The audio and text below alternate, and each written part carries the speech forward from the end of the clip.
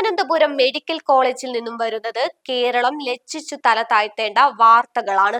ആരോഗ്യ മേഖലയിൽ നമ്പർ 1 എന്ന് അവകാശപ്പെടുമ്പോഴും മാർച്ച് 17-ന് ആ ശ്വാസം മുട്ടിക്കുന്ന തീപിടുത്തമുണ്ടായിട്ട് ഇന്നേക്ക് കൃത്യം ഒരു മാസം പിന്നിട്ടിട്ടും സംസ്ഥാനത്തെ ഏറ്റവും പ്രധാനപ്പെട്ട ആശുപത്രിയിലെ ICU ഇന്നും തുണിക്കഷ്ണങ്ങളിൽ തൂങ്ങി നിൽക്കുകയാണ്. അതീവ ഗുരുതരാവസ്ഥയിലുള്ള രോഗികളെ തുണി കെട്ടിമറച്ച താൽക്കാലിക കൂടാരങ്ങളിൽ കിടത്തി ചികിത്സിക്കുന്ന ഈ ക്രൂരതയെ വികസനമെന്നാണോ സർക്കാർ വിളിക്കുന്നത്? അതെ, തലസ്ഥാനത്തെ ആരോഗ്യരംഗത്തെ വിശ്വസ്ത കേന്ദ്രമായ മെഡിക്കൽ കോളേജ് ഇന്ന് കടുത്ത പ്രതിസന്ധിയിലൂടെയാണ് കടന്നു പോകുന്നത്. മാർച്ച് 17-നുണ്ടായ തീപിടുത്തത്തിന് ശേഷം ICU പ്രവർത്തനം പുനരാരംഭിക്കുന്നതിൽ വന്ന വീഴ്ച കേവലം സാങ്കേതികമല്ല, മറിച്ച് ഭരണപരമായ പരാജയമാണെന്ന ആക്ഷേപം ശക്തമാകുകയാണ്. തീപിടുത്തത്തിന് പിന്നാലെ രോഗികളെ സുരക്ഷിത ഇടത്തേക്ക് മാറ്റിയെന്ന് അവകാശപ്പെട്ട അധികൃതർക്ക് ഒരു മാസം പിന്നിട്ടിട്ടും ശാശ്വതമായ ഒരു സംവിധാനം ഒരുക്കാൻ കഴിഞ്ഞിട്ടില്ല.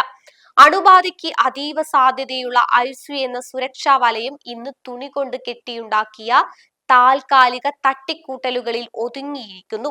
ഇത് രോഗികളുടെ ജീവന് നേരെയുള്ള വെല്ലുവിളിയാണെന്ന് ചൂണ്ടിക്കാട്ടി ജനറൽ സർജറി വിഭാഗം മേധാവി തന്നെ രംഗത്തെത്തിയത് സർക്കാരിന് കടുത്ത തലവേദനയാകുകയാണ്. മെഡിക്കൽ കോളേജ് സൂപ്രണ്ടിന് നൽകിയ കത്തിൽ സ്ഥിതി അതീവ ഗുരുതരമാണെന്ന് അദ്ദേഹം വ്യക്തമാക്കുന്നു. ഈ വിഷയം പ്രതിപക്ഷം ഏറ്റെടുത്തതോടെ സഭയ്ക്ക് അകത്തും പുറത്തും വലിയ രാഷ്ട്രീയ തർക്കങ്ങൾക്കാണ് കളമൊരുങ്ങിയിരിക്കുന്നത്.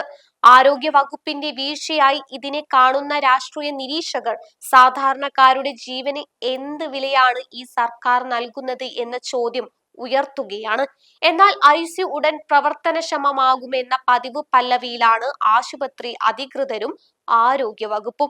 വാഗ്ദാനങ്ങൾ കടലാസിൽ ഒതുങ്ങുമ്പോൾ തുണിമറച്ച ICUവിൽ പ്രിയപ്പെട്ടവരുടെ ജീവനായി പ്രാർത്ഥിക്കുന്ന ഒരു കൂട്ടം രോഗികളും അവരുടെ ബന്ധുക്കളും ഈ സംവിധാനത്തിലെ പിഴവുകൾക്ക് സാക്ഷികളാകുകയാണ്. ഇത് വെറും ഒരു തുണിയല്ല, ഭരണകൂടത്തിന്റെ അനാസ്ഥ കൊണ്ട് രോഗികളുടെ ജീവൻ പണയപ്പെടുത്തി കെട്ടിയുണ്ടാക്കിയ ഒരു മരണക്കെണിയാണ്. ഇപ്പോഴും ചോദ്യം ബാക്കിയാവുകയാണ്. ആധുനിക കേരളം എന്ന് നമ്മൾ അഭിമാനിക്കുമ്പോഴും സംസ്ഥാനത്തെ ഏറ്റവും വലിയ മെഡിക്കൽ കോളേജിൽ ഒരു ശസ്ത്രക്രിയ കഴിഞ്ഞ് രോഗി കിടക്കുന്നത് വെറും തുണി കൊണ്ട് കെട്ടിമറച്ച മറയ്ക്കുള്ളിലാണെന്നത് ആരെയാണ് നാണം കെടുത്താത്തത്? അധികൃതരുടെ ഫയലുകൾ നീങ്ങാൻ ഇനിയും എത്ര ദിവസങ്ങൾ വേണം? അതോ ഒരു വലിയ ദുരന്തം കൂടി സംഭവിച്ചാൽ മാത്രമേ ഈ താൽക്കാലിക സംവിധാനങ്ങളിൽ നിന്നും മാറ്റം ഉണ്ടാവുമെന്നാണോ നമ്മൾ കരുതേണ്ടത്? ജനറൽ സർജറി വിഭാഗം മേധാവി നൽകിയ ആ കത്ത് വെറുമൊരു ഔദ്യോഗിക കുറിപ്പല്ല, മറിച്ച് തകർന്നുകൊണ്ടിരിക്കുന്ന ഒരു ആരോഗ്യ സംവിധാനത്തിന്റെ നിലവിളിയാണ്. അധികൃതർ പറയുന്ന ഉടൻ എന്ന വാക്കിന് രോഗികളുടെ ജീവന്റെ വിലയുണ്ടെന്ന് സർക്കാർ തിരിച്ചറിയണം. രാഷ്ട്രീയ ആരോപണങ്ങൾക്കും പ്രത്യാരോപണങ്ങൾക്കും അപ്പുറം ഇവിടെ ചോദ്യം ചെയ്യപ്പെടുന്നത് സാധാരണക്കാരന്റെ ചികിത്സാ അവകാശമാണ്. തിരുവനന്തപുരം മെഡിക്കൽ കോളേജിലെ ഈ അനാസ്ഥയിൽ ഇനിയെങ്കിലും അടിയന്തര ഇടപെടൽ ഉണ്ടാകുമെന്ന് നമുക്ക് പ്രത്യാശിക്കാം. കാരണം ഇത് വെറുമൊരു വാർത്തയല്ല, ഒരു നാടിന്റെ ആകെ ആശങ്കയാണ്.